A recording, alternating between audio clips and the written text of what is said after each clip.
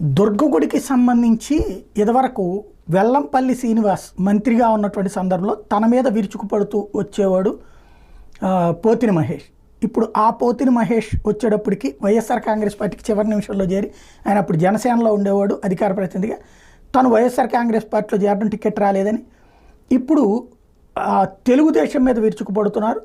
బుద్ధా వెంకన్న మీద విరుచుకుపడతా ఆరోపణలు చేసుకొచ్చారు. అందులో ప్రధానమైనది ఏంటంటే పార్కింగ్ టోల్ ఫీజులో బుద్ధా వెంకన్న 3 కోట్ల రూపాయలు సంపాదించారని, దుకాణ అద్దెల్లో 1 కోటి రూపాయలు, ఆలయ ఆదాయం అంతా టీడీపీ నేత బుద్ధా జేబులోకి వెళ్తుంది. బినామీ కోసం చక్రం తిప్పుతున్నది టీడీపీ మాజీ ఎమ్మెల్సీ. అన్నదానం స్టీల్ టేబుల్ టెండర్లో కూడా వెంకన్న జోక్యం ఉంది అన్నటువంటిది ఆరోపణ చేసుకొచ్చారు. రాష్ట్రంలో దీనికి సంబంధించి ఎక్కడైనా చర్చకు సిద్ధం అన్నటువంటి ప్రకటన చేసుకొచ్చారు.